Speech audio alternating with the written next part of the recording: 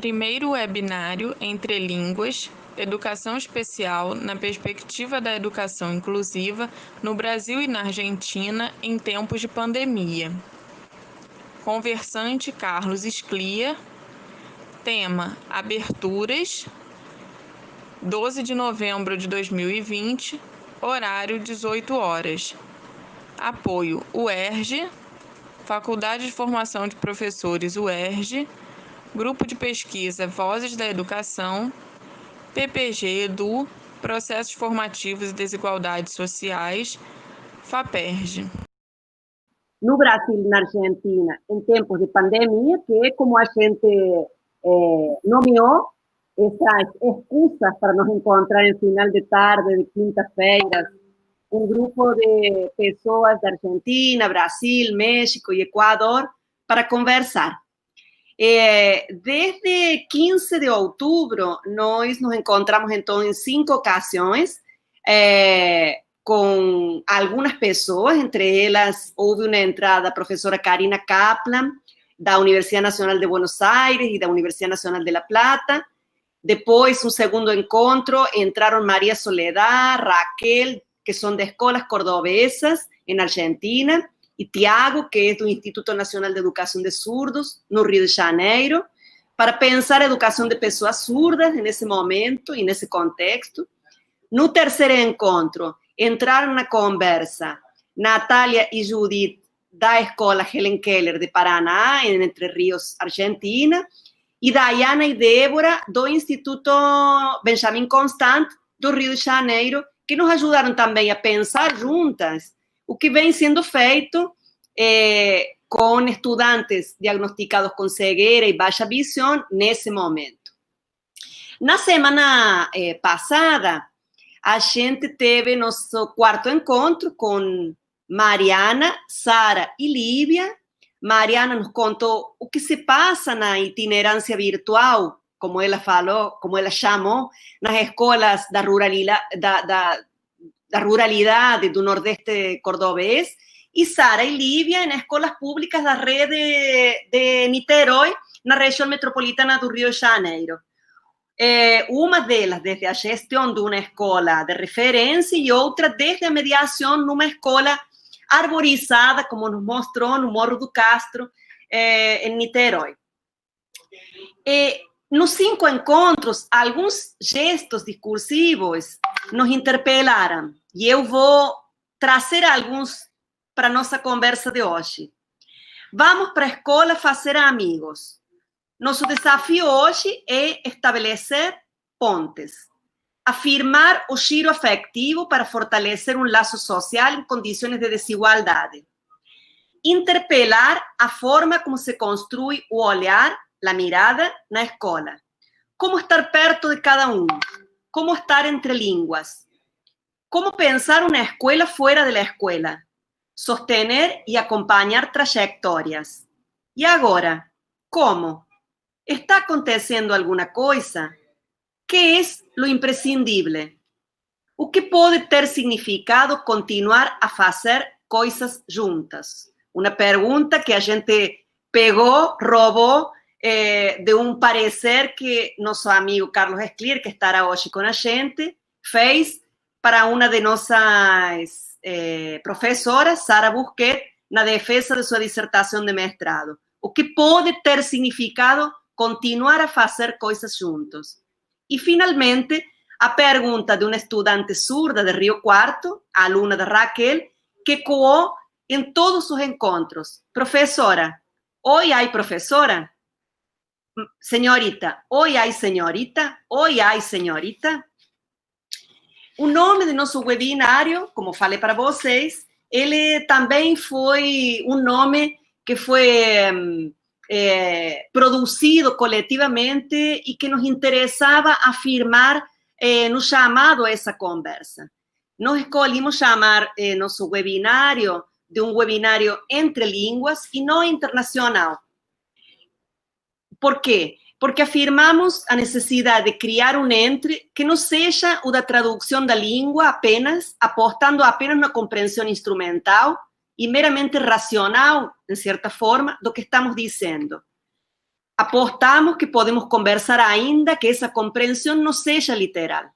Isso significa que abrimos espaço para a dúvida, a confusão, a dificuldade e o esforço como condições materiais de qualquer conversa e de qualquer convivência, como também nos ensina Carlos.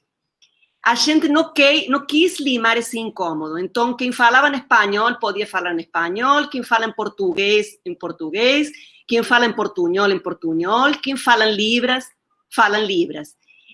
Assim, quem fala se pode colocar no esforço de entrar em uma conversa e quem ouve também precisa de um esforço de abertura para permanecer nesse espaço como um espaço de disponibilidade.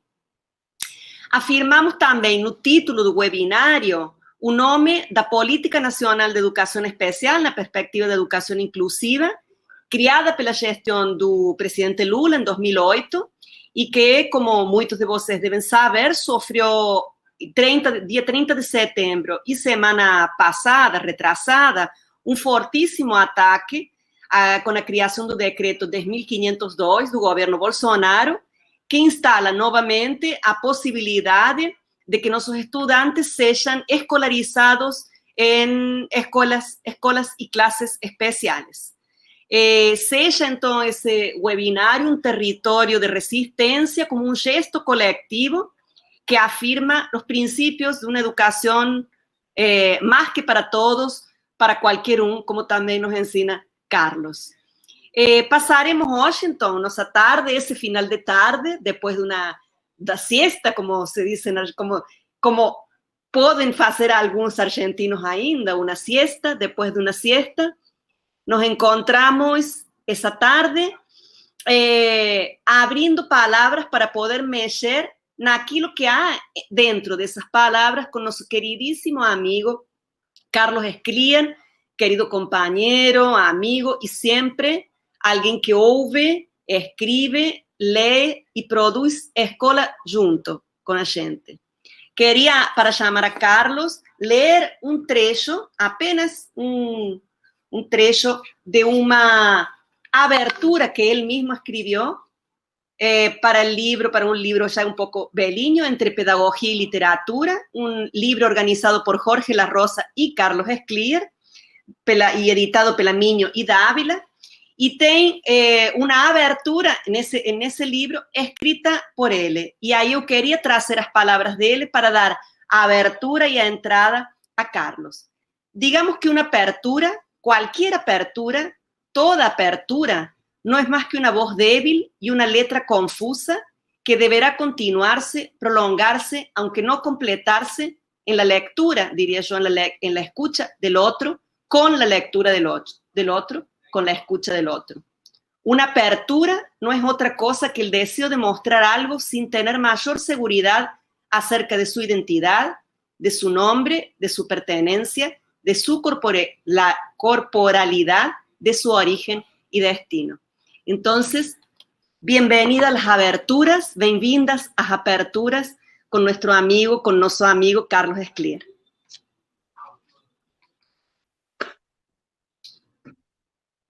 Querida Annelise, querido coletivo, me sinto feliz pelo convite, por essa ficção de estar juntos agora, de estarmos juntos. Eu vou tentar falar português, mas assim, durante esse tempo de confinamento, de distanciamento, eu falei muito pouco em português, escrevi muito menos em português. Então, eu me assegurei um pouco com um texto que eu tenho aqui detrás ou diante, detrás da transmissão, mas diante de mim. E eu vou ir tocando algumas palavras, porque para esse encontro entre línguas, eu queria voltar para algumas questões que me parecem que elas não estão nem no passado, nem no futuro, mas continuam no presente. Aliás, eu estou ultimamente imaginando como discutir como debater, como falar, como conversar, questões que ficam num presente cada vez maior, né? Um presente extenso das coisas que a gente já falou, mas não acabou de falar, as coisas que a gente falou para adiante, mas a gente vive agora, nesse aqui e agora, e então eu não diria que é uma metodologia, mas é uma forma de pronunciação da língua que tenta falar no presente das coisas que a gente falou no passado e que pensou para o futuro.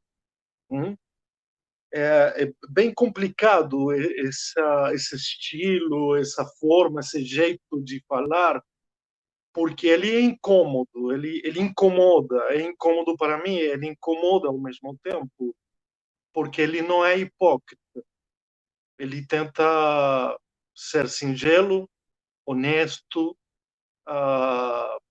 mostrar um tipo de transparência, ao mesmo tempo que toda a fragilidade. Então, é um exercício como pensando em voz alta com vocês sobre três questões.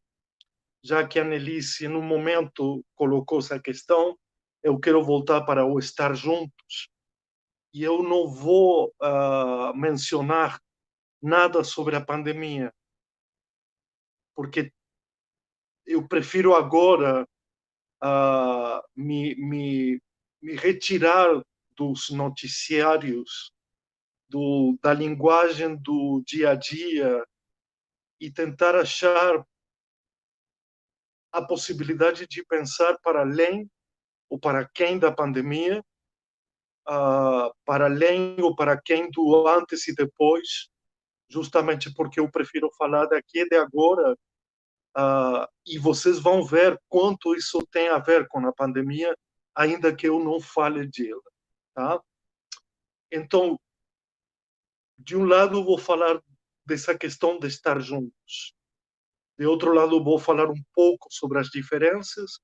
E, por último, eu vou tentar falar sobre essa questão da inclusão, que ainda cria um tecido, às vezes não muito resistente, entre a educação especial e a educação em geral. Então, eu gostaria de fazer uma travessia por essas três questões, e depois eu convido vocês para uma discussão, uma conversa.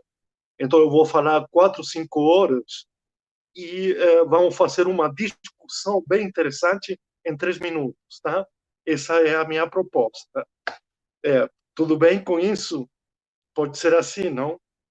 Eu posso falar, e depois não vai ter tempo. Como já aconteceu em vários encontros assim, em que, infelizmente, as pessoas convidadas não têm cuidado do pessoal que está assistindo. Parece que a gente está falando com si próprio e não está falando com outros, com outras. Então, eu vou tentar me ajustar a um tempo para, depois disso, abrir o jogo a essa conversa entre linhas. Quando eu quis adotar essa expressão, estar juntos nas escolas, eu queria oferecer um matiz muito mais filosófico ou ético do que jurídico ou normativo. E essa decisão provém de algumas leituras que indagam a propósito de outro significado de comunidade em tempos em que parece impossível ou impensável sustentar essa ideia ingênua da pura harmonia nas relações sociais, culturais e políticas. Assim, o estar juntos não supõe um valor intrínseco ou uma virtude em si própria. Trataria-se de uma descrição, muito mais do que uma definição, sobre o que ocorre na cotidianidade das comunidades, matizada não somente pela potência do encontro, ou pela capacidade de desenvolver um projeto comum, mas também pela impotência, pelo desencontro, enfim, pelo descobrimento das mútuas fragilidades.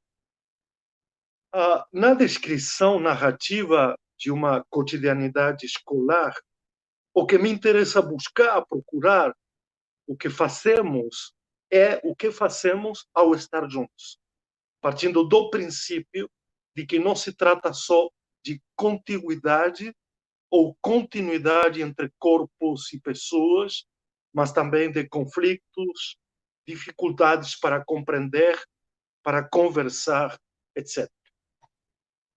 Uma descrição que só mostra o lado otimista das relações comunitárias esquece justamente que a impotência e a dificuldade fazem parte da origem do ensinar e do aprender.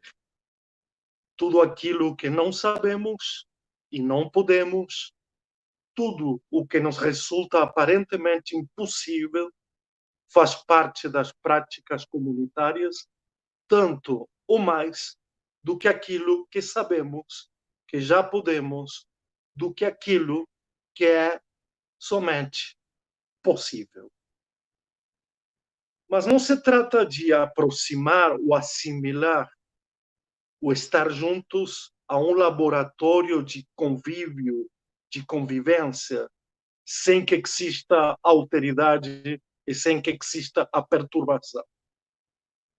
Estar juntos, dizia Jean-Luc Nancy, é estar no afeto, é afetar, ser afetado, supõe, sobretudo, a dificuldade de pensar uma conversa no interior das escolas que, como tal, nos coloque dúvidas, controvérsias, mal-estares, uma espécie de choque entre o comum e o singular, a normalidade, entre aspas, e o outro. Enfim, estar juntos é sempre um ponto de partida para o mais importante, fazer coisas juntos, o que não supõe as mesmas ações, nenhuma identidade ou consenso entre pontos de vista, nem equivalência em seus efeitos pedagógicos. Se o que se concebe no interior das instituições é um estar juntos, sem conflitos, perderemos o mais essencial da vida em comunidade.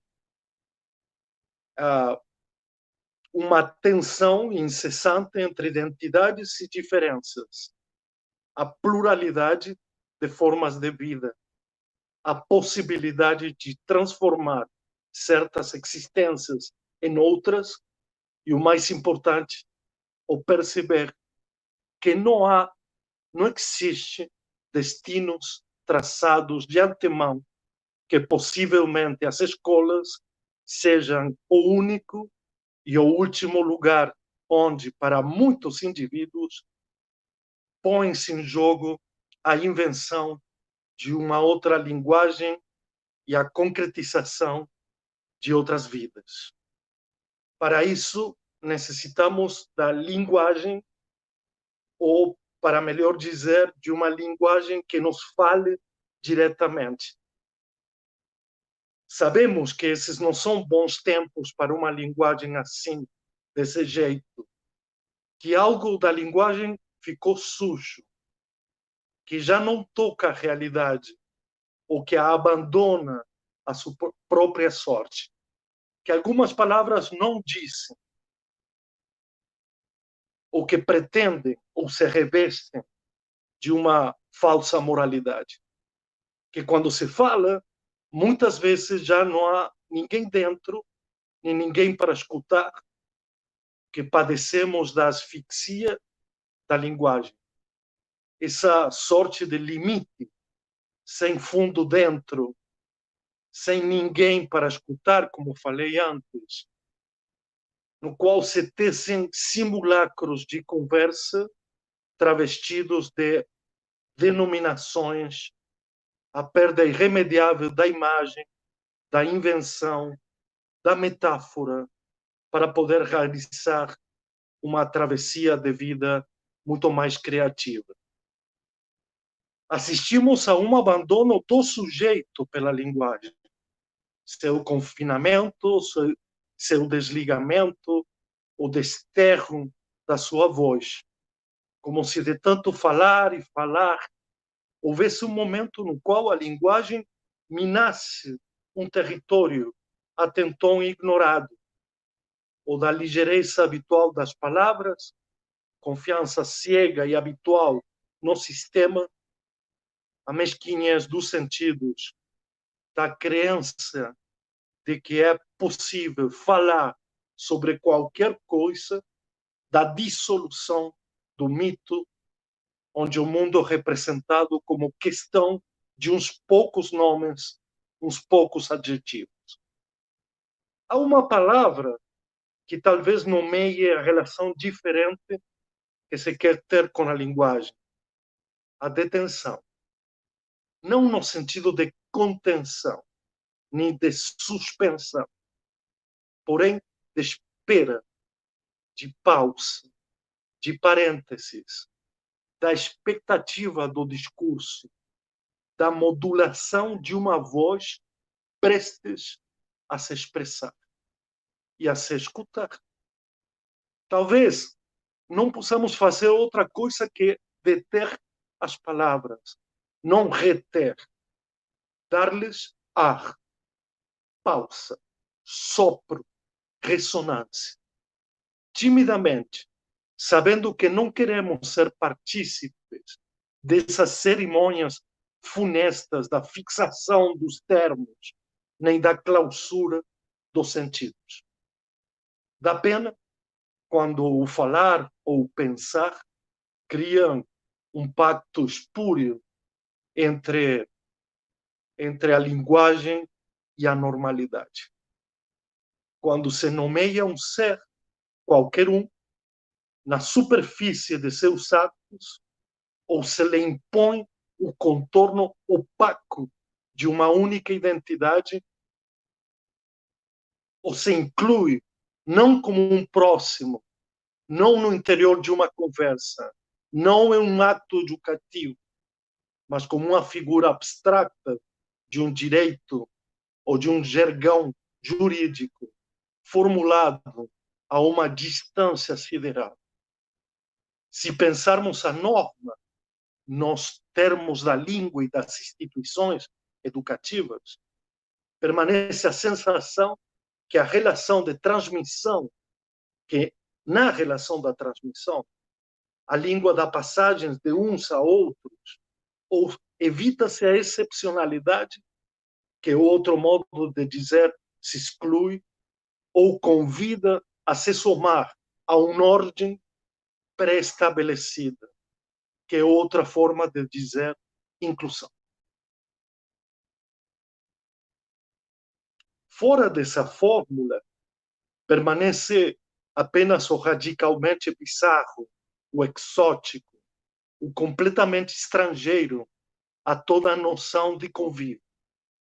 A pergunta pelo viver juntos e os sentidos do incluir foram se transformando desde seus vieses mais ambíguos e tortuosos em uma questão que remete exageradamente a uma linguagem formal, soma ou subtração de corpos presentes aos direitos e às obrigações das relações. A regulação jurídica do afeto sugere que viver juntos e incluir são apenas uma negociação comunicativa. A presença literal de dois ou mais sujeitos específicos, cujo único propósito é dialogar, convergir e chegar a um consenso. Mas estar juntos, estar entre vários, estar entre diferenças, não é consequência de uma relação jurídica, nem de um voluntarismo inclusivo, nem de algum virtuosismo particular. Trata-se da contiguidade entre os corpos, ou seja, o atrito, a carícia, a fricção, o toque, cujo limite é duplo. Não poderia derivar para a assimilação ou a fusão de dois em um, nem para a violação ou ultraje do outro. Conversar no mundo e sobre o mundo, tecer a linguagem, olharmos nos olhos uns dos outros, fazer o comum. Poderia ser esta, por acaso, uma definição inacabada, porém essencial, do político? O político não preexiste a nós, e sim se enlaça na duração de cada encontro e cada desencontro. É por isso que o político dá início ao novo, à exposição inédita diante dos olhos dos demais, a relação íntima e transbordante com a contingência, com a fragilidade e com o poder do imprevisível.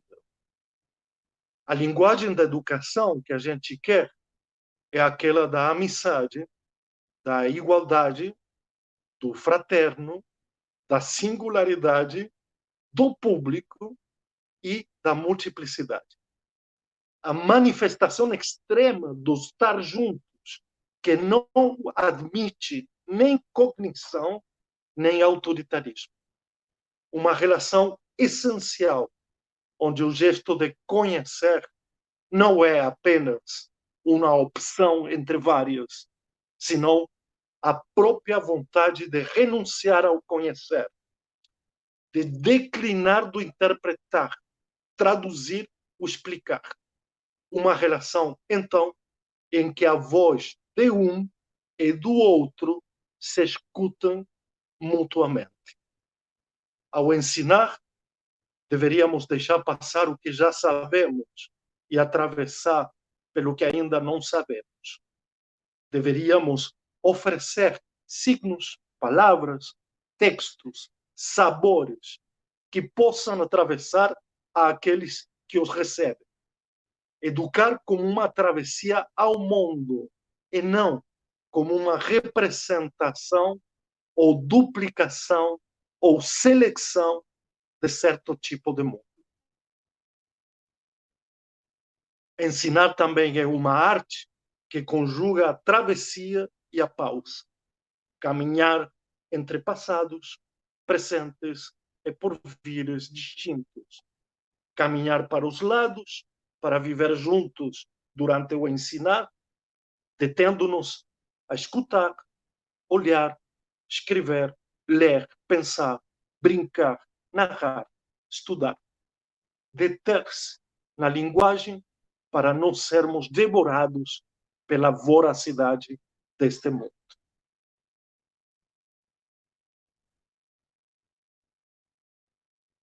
Agora, o segundo movimento da minha intervenção é ética, na sua relação com as diferenças.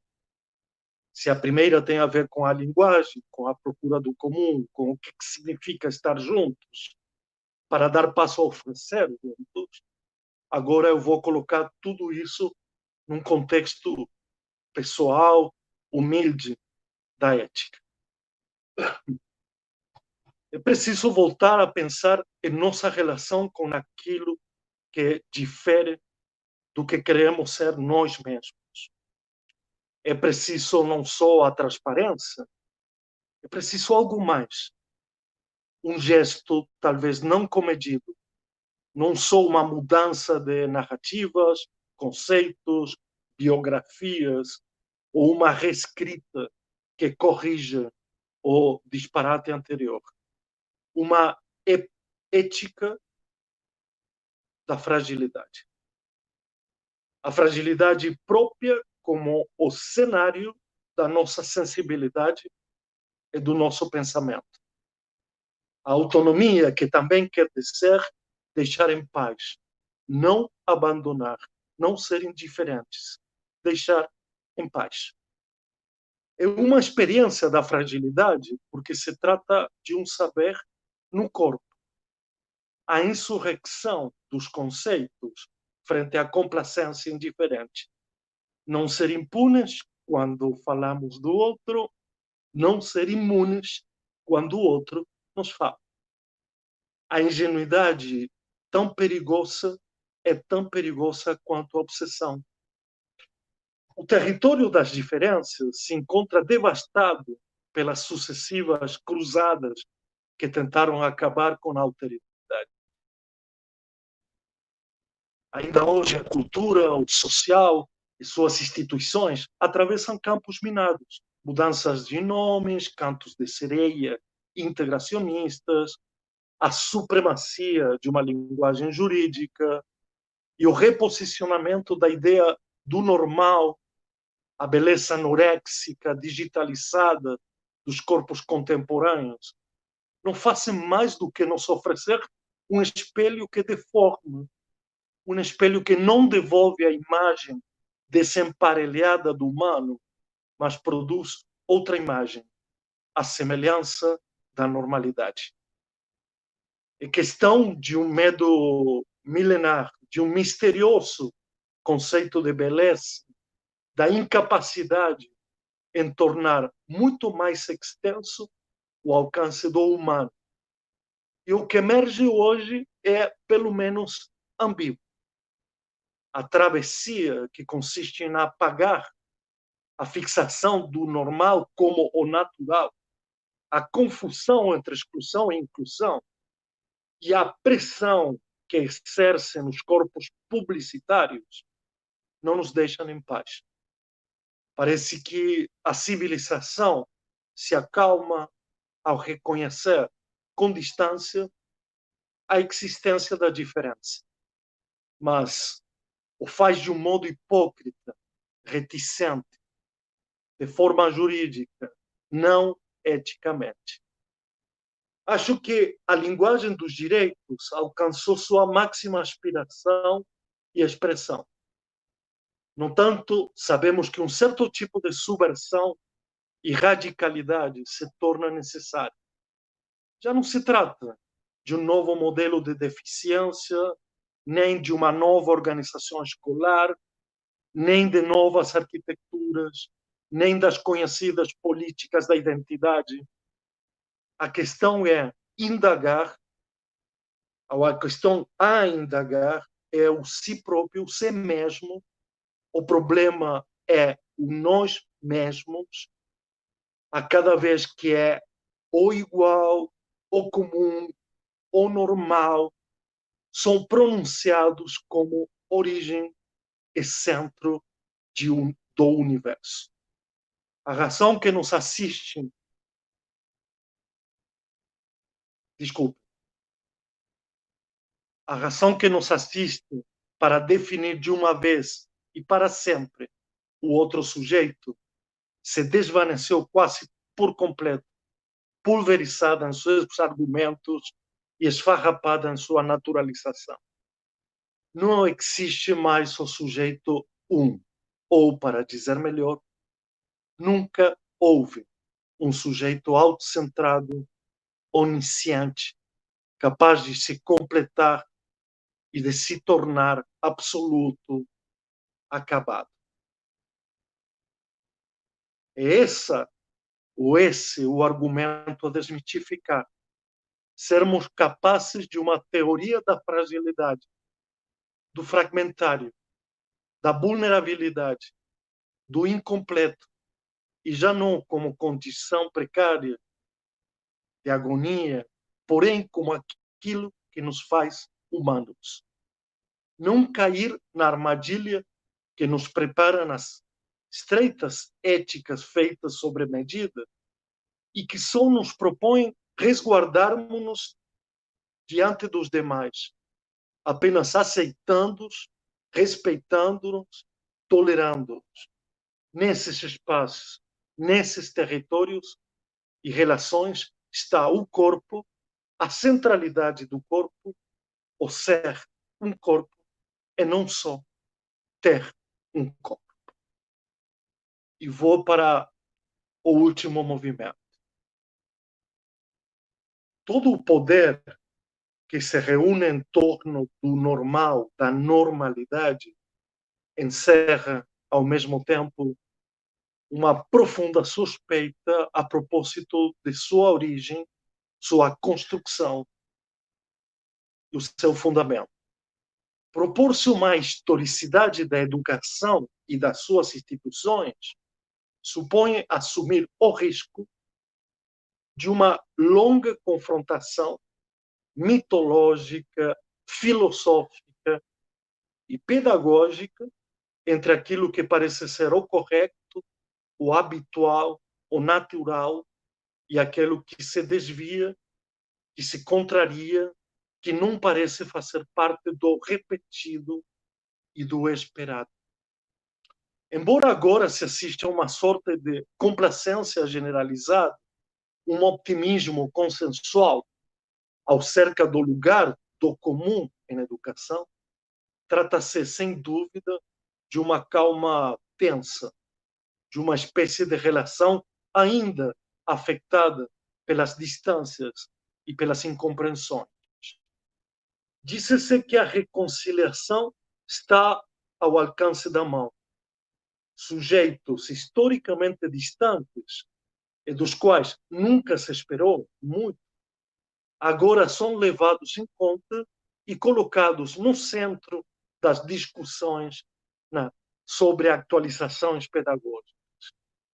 Já não se trata apenas da preocupação pelos novos, por aqueles que entram no mundo e encarnam a novidade, mas por essa figura claroscura que já não está fora das escolas, em instituições fechadas, longe da nossa vista, mas dentro delas, ou a ponto de envolver o nosso olhar. Soma-se a pergunta acerca de como têm sido pensadas essas pessoas, a de como pensá-las, recebê-las e educá-las em cenários normais, entre aspas, como se já não bastasse a questão do conhecimento específico e se colocasse, ademais, um problema de afeição. É bom que seja assim. A normalidade é um artifício que só pode ser alterado pela experiência da fragilidade. Trago, então, para compartilhar uma pergunta múltipla, entrecortada, difícil, que talvez exija toda a nossa atenção antes e depois de apostar num paraíso da inclusão, esse desenlace aparentemente inevitável da conflituante história do normal e do anormal. Pode o pensamento em educação originar-se na aparente naturalidade do aprender e do ensinar contra os que não conseguem nos tempos e modos estabelecidos? Ou o pensamento pedagógico nasce justamente da experiência que contradiz essa dita naturalidade, isto é, da experiência do vulnerável, do frágil? Assim o expressa Fernando Bárcena, que diz o seguinte: não é a facilidade no aprender, o fato de que seja habitual fazê-lo, o que justifica um pensamento sobre a educação, senão a experiência da sua dificuldade. Sim, a história da educação é a história da normalidade, da anormalidade e também a história moral do correto e do incorreto ao longo das épocas, das palavras e das instituições. De outro modo, não se poderia entender nem suas inesgotáveis sofisticações discursivas, nem suas intermináveis mudanças de rostos. Por um lado, a passagem do tortuoso ao monstruoso, do monstruoso ao deficiente, do deficiente à diversidade, da diversidade à diferença. Por outro, a trajetória do isolamento ao emparelhamento irregular, do emparelhamento irregular à segregação, da segregação à exclusão, da exclusão à integração, da integração à inclusão, etc.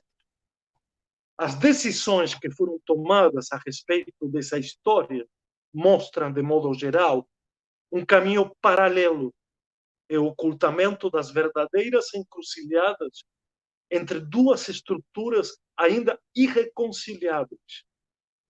O abominável caminho da normalidade ou o execrável imunidade do escuro caminho da anormalidade.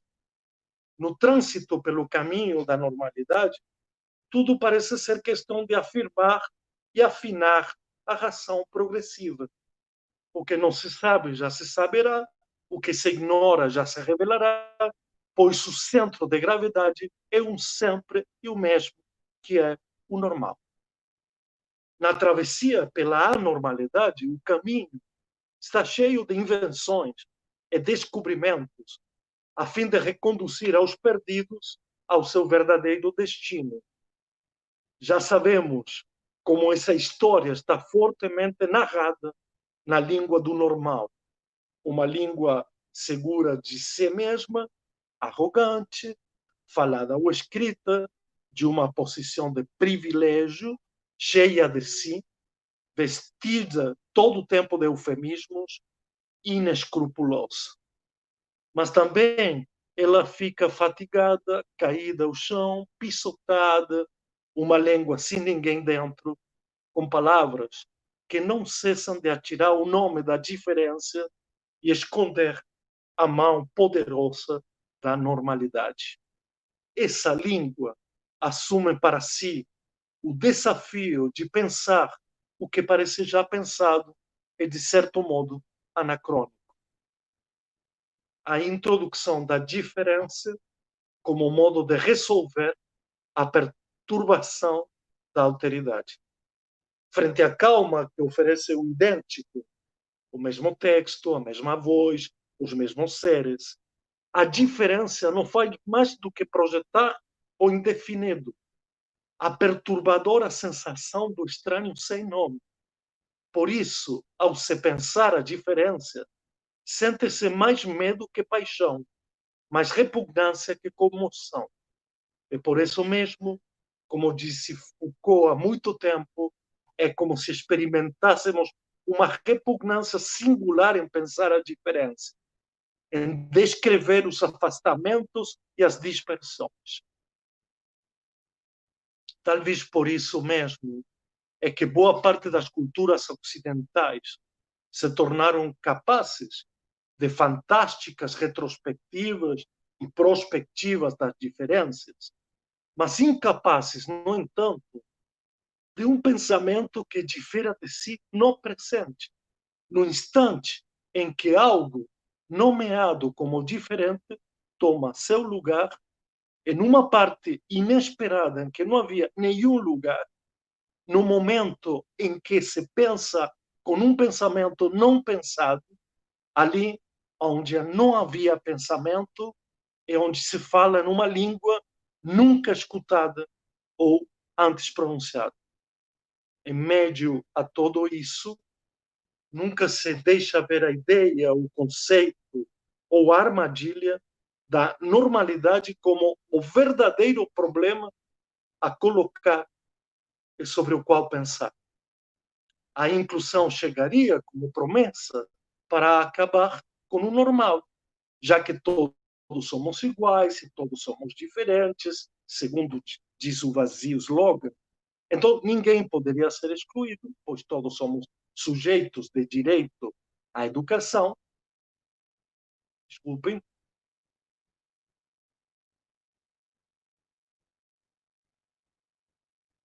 E o ensino e a aprendizagem seriam colocados à disposição de cada um e cada uma. Mas as coisas não têm sido assim mesmo, em nenhum lugar do mundo. E entre as inumeráveis razões que compõem essa grave asseveração que estou fazendo, vou tentar me deter em 3 questões muito rapidamente. Primeiro, as noções do normal, de normalidade, seguem de pé, incólumes, inalteradas, ainda que transformadas com efeito nos tempos da inclusão, que paradoxalmente mais se fala de qualidade e de avaliação. Como se a entrada da diferença ocasionasse também a entrada de novos modos de suspeita e controle. O esperado seria que o fim do normal corporal, linguístico, sexual, de aprendizagem, fosse ditado de vez pela via ética e não pela via jurídica. Percebe-se, ao contrário, um novo reposicionamento da normalidade.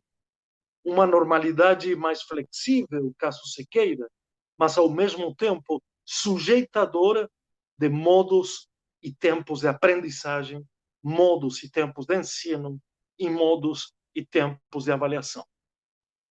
Em segundo lugar, aquilo que está do outro lado da normalidade não é a anormalidade, senão o tempo. O dito, de outro modo, necessitamos do normal quando não temos tempo para conversar. Se tivéssemos tempo, não precisaríamos da ideia do normal, nem julgaríamos. Mas como não há tempo, julgamos. Nada da atualidade das instituições educativas parece mostrar que se vem intervindo em termos das intensidades do tempo pedagógico. Muito pelo contrário, tudo continua preso à voracidade, à urgência, à celeridade. E já sabemos bem que, diante da pressa como imperativo de uma época, sempre caem derrotados os mesmos. Aqueles e aquelas cuja diferença implica outra relação com o tempo, outra identificação com o tempo, outra existência dentro do tempo. E terceiro, o ensino não oferece toda a sua rebeldia, como se a diferença não tivesse jogado a favor da generosidade e sim da mesquinhez, como se tivéssemos regressado a essa torpe ideia de que o ensinar e o aprender se tornam transparentes ao ensinado ou aprendido. Não se ensina para apontar sinais, senão para cobrá-los em seguida, para que sejam devolvidos ao seu lugar de partida. Não se ensina para que outros decifrem sinais ao seu tempo e seu modo, senão ao nosso tempo e ao nosso modo. Nada mais distante de uma necessária rebelião em termos do ato de ensinar. Muito bom. Eu acabo por aqui para abrir a nossa conversa. Eu talvez demorei um pouco em poder falar mais do tempo que eu esperava, mas eu peço desculpas por isso e, a partir de agora, eu escuto vocês o tempo que der.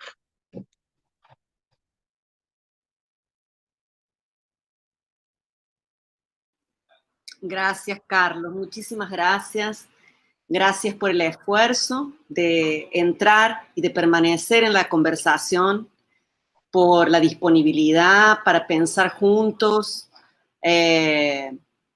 por la transparencia, como decís vos, y también por los signos de fragilidad que son evidentes en el titubeo de las palabras, en la secura de la garganta, en el procurar las palabras en la tela. Creo que son los signos que nos muestran cómo estamos en estos tiempos, ¿no? Y estando así, estamos todavía haciendo cosas más o menos juntos. Es increíble, creo que pensarlo también en ese sentido. Quería traer acá, para ampliar esta mesa de encuentros, algunas de las preguntas que están rolando en el chat. Y, por ejemplo, hay una pregunta de Pedro que dice, que pregunta, ¿se ensina a pensar? ¿Se ensina a tolerar? Sheila, ¿cómo conversar entre lenguas, con zurdos? Y ampliando una pregunta de Arina que dice, ¿cómo conversar con alguien que no fala la misma lengua, con cualquier un? Sara, respirar, pausar. Arina, ¿podría hablar más de la cualquieridad? Y después, creo que es eso. Y yo también pensé, cuando te escuchaba y anotando los rabiscos aquí, si podríamos pensar en este momento que hacer cosas juntos, hoy más que nunca demanda un cierto darse cuenta, a veces a los tropezones, de que se demanda una ética que reconozca la fragilidad y lo mínimo, como vos ya has trabajado bastante con ese concepto, como prácticamente lo único posible. Me refiero que en estos 4 o 5 encuentros, los profes de Argentina y Brasil compartieron aquí narrativas que diríamos, narrativas mínimas, cosas mínimas hechas cotidianamente, digamos, en el encuentro posible con sus alumnos. Y me parece que este es un momento donde se reconoce fuertemente que tal vez lo único posible es reconocer, vamos a decir, no sé si la importancia, más reconocer la posibilidad de lo frágil y de lo mínimo. Es como si no hubiera quedado lugar para esa anunciación de cosas máximas, rimbombantes, como si se hubieran caído de vez los grandes proyectos políticos pedagógicos, las grandes intenciones, las grandes elucubraciones, porque materialmente no conseguimos estar más que en lo mínimo y en lo frágil, ¿no? ¿Y qué nos resta, entonces? Bom, vamos tentar acompanhar essa conversa. Muito obrigado. Também estou vendo aí uma pergunta da Arina, acho que é a Arina, ou Alina? Arina Costa Martins, também a propósito do como conversar com todos e qualquer um, mas também essa pergunta da qualqueridade que ela colocou também e que você me colocou antes. Deixa eu falar algumas coisas para reunir um pouco essa interrogação. O que eu tentei fazer é, primeiro, passar pela linguagem, ir para a ética e acabar com uma possível pergunta sobre o porquê que as coisas não estão funcionando. Eu sei que a pandemia traz outra questão, que é aquela que bem colocou o filósofo Peter Sloterdijk sobre que acontece quando cai o sistema chamado mundo, o sistema chamado vida, quando o mundo e a vida já não são lugares seguros e assegurados, quando de repente se perde essa ideia da continuidade da vida. E, portanto, também uma discussão interessante sobre se era possível pensar no início numa continuidade pedagógica, como se falou em tantos ministérios, tantas secretarias, etc. Eu, sem discutir a favor ou contra, eu pensava que não era interessante a continuidade, porque justamente a experiência e o fato de haver um momento inédito na vida entre a doença, a enfermidade, a doença e a possibilidade da morte, era necessário que a gente se cuidasse, se acompanhasse, conversasse fora do planejamento, fora da avaliação, mas sem dúvida seria um dos anos mais intensos desde o ponto de vista do que o mundo ensina e que o que a gente aprende. Infelizmente, em muitos lugares, a obsessão pela continuidade do planejamento, do aprendido e da avaliação levou para um outro lugar. Mas no reencontro, com certeza, a gente vai ter que falar do estranho, da alteridade desse momento, da alteridade desse tempo. E do que a gente sentiu saudade da escola para poder reinventar a escola a partir da saudade. Não a partir da força do conceito, da saudade mesmo. Agora, eu acho que eu não falei aqui do que me parece são os 3 problemas fundamentais pelos quais a gente não acaba por estarmos juntos para fazer coisas juntos. Porque não se trata de estar juntos porque sim. É que as escolas criem um tecido comunitário diferente, radicalmente diferente de aquele tempo, lugar e formas que acontecem fora das escolas. Quando uma escola repete, reproduz, e até eu diria, se deixa atravessar pelo tecido social dominante, as escolas produzem no seu interior exclusões, esquecimentos, etc, etc. Mas, para mim, existem 3 questões fundamentais que a gente ainda não resolve, que são do sistema, mas, ao mesmo tempo, são dos indivíduos. Um deles é o que me parece mais grave nesse momento do tempo neoliberal, que, nesse momento, encontra alguns obstáculos para se generalizar, não? Nesses ciclos latino-americanos que a gente assiste todo o tempo, mas que é a ideia do indivíduo exitoso, que eu acho horrorosa, que tem causado um dano aos projetos educativos, fazendo-os pensar que do que se trata é de conseguir que, no final do processo, existam indivíduos exitosos. Nem se fala de talento, capacidade, êxito, triunfo, vitória. E nas nossas sociedades, essa ideia vem ligada, relacionada com modelos empresariais, publicitários, industriais, de certa forma de fazer política. E é o indivíduo, portanto, é a criação em comunidade de um valor individualista. E a gente tem que criar um tecido completamente contrário a essa ideia. Porque imaginem não só a totalidade dos indivíduos que não conseguem acompanhar essa ideia ou não lhes interessa, mas em que lugar ficaria aquelas comunidades que já, na sua própria definição, aparecem em desvantagem.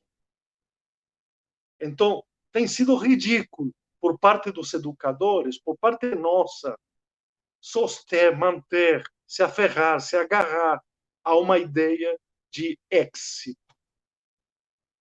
A escola não tem como finalidade criar indivíduos exitosos, porque cada indivíduo exitoso é um modelo de morte, de guerra, de pobreza, de miséria, etc, etc. A segunda ideia, para mim, e é a que impede, e aí estou respondendo a nossa amiga Arina, o que impede a qualquer idade é o fato que ainda, isso tem sido falado muito bem, escrito pelo Jean Machelin, que é no livro, eu não sei como se chamou em português, Defesa da Escola, ele fala do seguinte, que existe ainda uma ideia escandalosa pelo horrível da ideia que cria uma continuidade entre determinados corpos, determinadas mentes, determinadas capacidades e determinados lugares sociais. Como se existisse uma fórmula que para determinados corpos só poderia haver determinadas capacidades, determinadas mentes e determinados lugares sociais. Mas foi isso que criou a escola especial. Na sua origem, o que criou todo o conjunto das instituições especiais tem sido a ideia escandalosa, não na história, agora, de que certos indivíduos só podem certas coisas. E essa ideia que está tão no nosso corpo, não? Ah, ele é surdo, portanto, só poderá não sei o quê. Ele é autista. Na base do fazer pedagógico existe a crença, porque é uma crença, não é um dado que possa ser verificado, não tem a ver com as matemáticas, mas existe a crença e o desejo de que todos e todas possam tudo. Quase que eu diria, por isso eu sou educador. Porque eu acredito na potência de que cada um vai poder tudo. E por isso eu tenho que criar igualdade, que é uma outra forma de eu chamar qualquer idade, quer dizer, não identificar o sujeito para não cair na armadilha dessa continuidade escandalosa entre corpo, mente, capacidade e lugar social. E a terceira é muito mais ideológica, se vocês quiserem. Se a primeira é a criação do indivíduo, a imagem do indivíduo exitoso, a segunda é essa falsa continuidade, a terceira, para mim, é uma tensão que eu não consigo resolver. Eu consigo resolver na minha prática, mas não consigo resolver no sistema, que é a tensão entre a suposta, hipotética, experiência libertária, emancipadora da educação e a exigência do rendimento, mais ainda a racionalidade da avaliação. Quer dizer, essa triagem, esse triângulo aí cria uma contradição, um paradoxo, que ao interior dos indivíduos vai criando incapacidade para entender do que se trata. Ir para a escola para além de ver aos amigos, para além de gostar de fazer algumas coisas. Como é que vocês conjugam, não? Assim se diz, como que vocês criam um vínculo entre o enunciado de que a educação liberta, a educação crítica, emancipadora, a educação serve para a igualdade, para a liberdade, para o pensamento crítico, e do outro lado aparece, ou do mesmo lado, aparece essa exigência do rendimento e essa racionalidade avaliadora que confunde tudo. E eu não sei como resolver. Bem, eu espero ter respondido, ou não, mas acho que essa pode ser uma conversa. Anne, querida. Obrigada, Carlos. Muchas gracias, muchas gracias. Pensando aqui em reinventar a escola a partir da saudade. Não cria uma... Isso me falou uma criança uruguaia. Lindo. Falou, eu quero fazer uma escola a partir do... Vou falar em espanhol agora. Disse, eu vou fazer... Quero fazer uma escola a partir de todo o que estranhei. Exatamente. De todo o que estranhei. E acho e a ideia é muito linda, né? Muito simples, muito interessante, muito é o que a gente sente, saudade disso, daquilo outro. Eu acho que seria interessante pensar nisso juntos, pensar do que a gente sente saudade fora do saudosismo, que é alguma coisa que historicamente também se produz, né? Da saudade como aquela coisa praticamente sem tradução, como é na língua. Mas eu não estou pensando nessa saudade do tempo passado, não? Da escola que já não existe, da escola que já passou. Seria o saudosismo. Isso, o saudosismo romântico, digamos, o romanticismo. Estou pensando em outra coisa, que é quantos elementos do estranho e da saudade compõem uma nova escola. Isso. É lindo. Essa era a ideia. Lindo, interessante.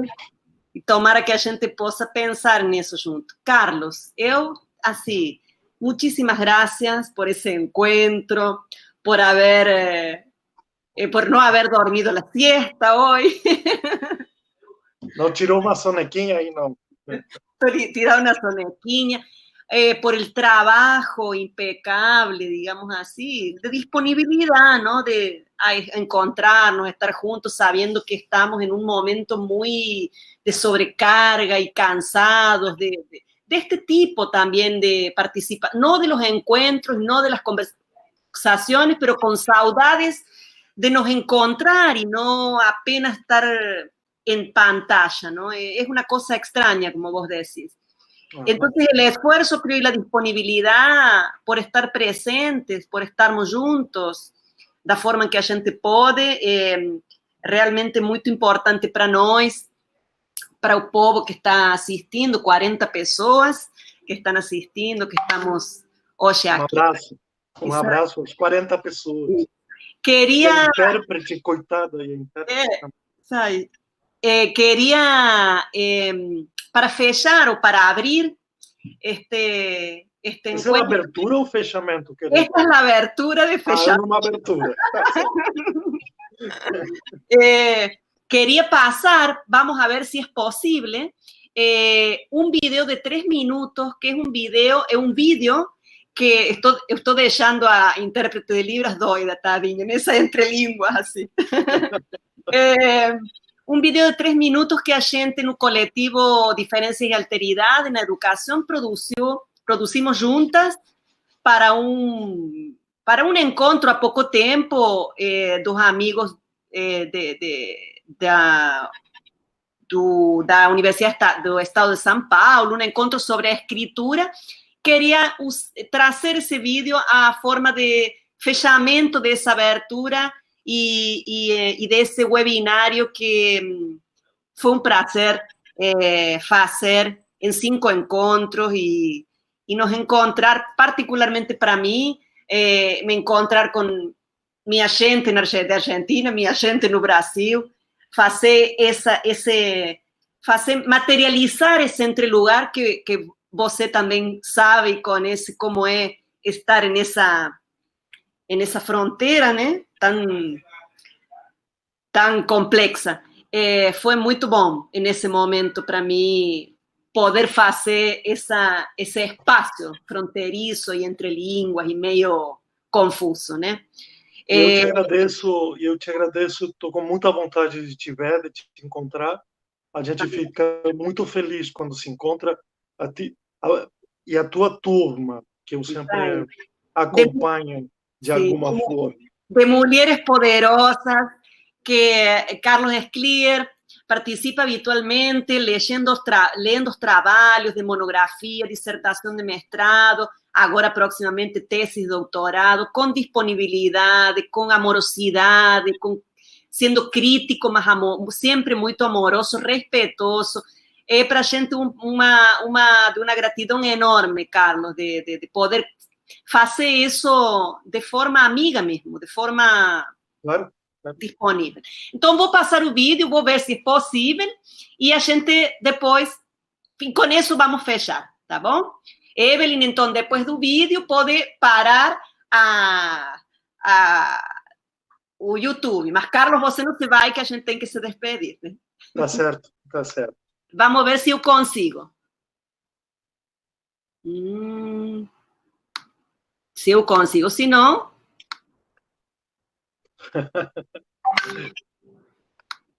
Acho que é esse. Você me diz se está rolando.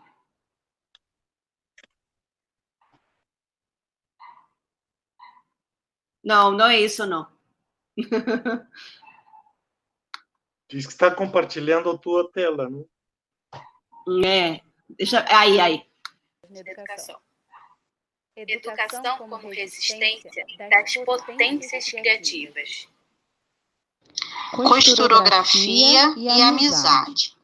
Ponto a ponto, vamos produzindo uma escrita outra, encontros e afetos. Árvore. Balançar-se, ventar-se, arvorar-se e arvorecer-se. Es juntar los restos de alguna cosa que podemos crear de nuevo. Es juntar los restos de alguna cosa que podemos crear de nuevo. Podemos crear de nuevo. Podemos crear de nuevo. Pensar, escutar aquilo que está sentindo. A vida, a escola, as relações, as ações, os mundos. O outro em mim, eu e os outros em mim. O dentro, encontrar-se consigo mesmo, auscultar, vasculhar entre pedaços, encontrar o que não é palavra e suspender o ato. Oi, meninos! Eu desenhei a folha. Eu tava na casa de tia Nota, não. Tava assim. Desenhei bolinhas. E depois eu mando um áudio pra vocês. E escrevi o quê? Uma flor minúscula, um gesto mínimo, que talvez nos movimente a olhar as miudezas da vida. O que é, o que não é, dicotomia determinante. O que há na educação, possibilidades, conversa, encontro, estar juntos, das linhas retas, nascendo métricas poéticas, como formas de forçar a pensar. Escrever os restos, restar na escrita, acolher o abandono, tapear a escrita.